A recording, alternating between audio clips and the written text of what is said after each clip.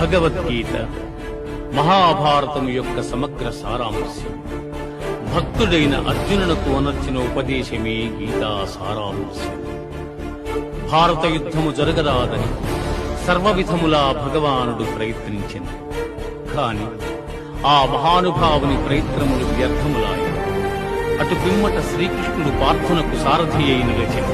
యుద్ధరంగమున అర్జునుని కోరిక మేరకు రథమును నిలిపెను. అర్జునుడు ఉభయ సైన్యములలో గల తండ్రులను, గురువులను, మేనమామలను, సోదరులను, మనుమలను, మిత్రులను చూచి హృదయము ద్రవించి స్వజనమును చంపుటకిష్టపడక నాకు విజయము వలదు, రాజ్యసుఖము వలదు అని ధనుర్బాణములను కింద వైచి దుఃఖితుడైన అర్జునుని చూచి శ్రీకృష్ణ పరమాత్మ,